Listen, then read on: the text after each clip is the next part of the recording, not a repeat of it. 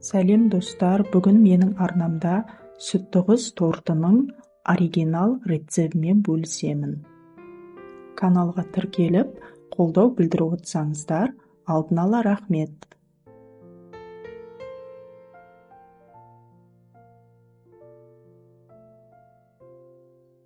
Ең алдымен таза ыдысымызға 360 грамм қоюлатылған сүтімізді, 2 жұмыртқамызды және де 20% 60 грамм қаймағымызды саламыз.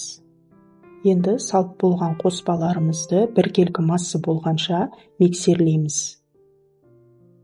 Електен өткен ұнымыздың үстіне 1 шай қасық қопсытқыш салып, құрғақ затымызды араластырып аламыз.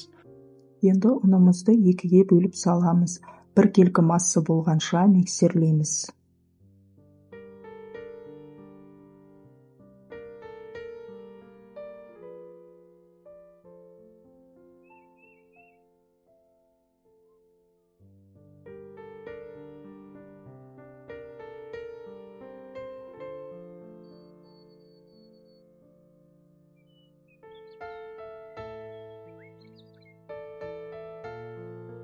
Қамырымыз дайын болды. Күлшелерімізді пергамент қағазына дайындаймыз. 1,5 немесе 2 ас қасық қамырдан салып, дөңгелек формаға келтіреміз. Мендегі форма 22 диаметрлік.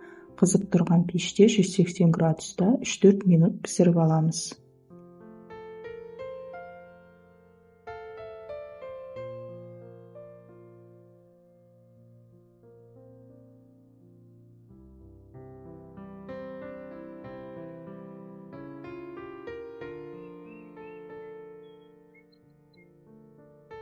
Күлшелеріміз өте жұмсақ, нәзік болып шықты. Менде 9 күлше шықты.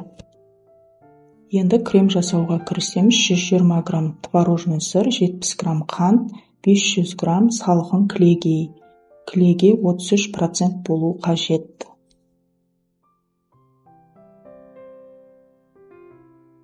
Ең алдымен төмен жылдамдықта миксерлейміз, сосын жылдамдықты жоғарылатамыз. Торттың кремі дайын. Енді тортымызды кольцоға жинаймыз, күлшемізді теріс аударып саламыз. Әр күлшеге 1,5 немесе 2 ас қасық крем кетеді.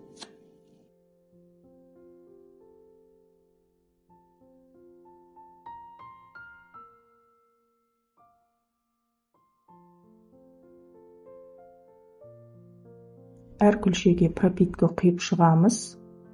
Қалауыңызша пропитка жасасаңыз болады. Пропиткаға кез келген сироп түрі жарай береді. Мен пропиткаға қоюлатылған сүтке су қостым.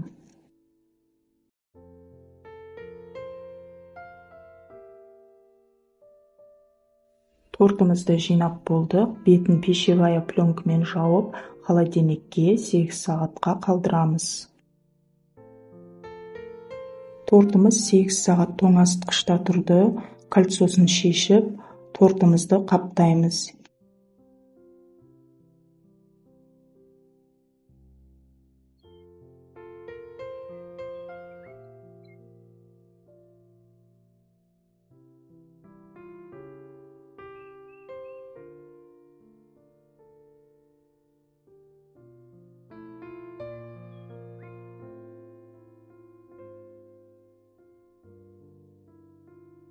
Тортты қалауыңызша сәндесеңіздер болады.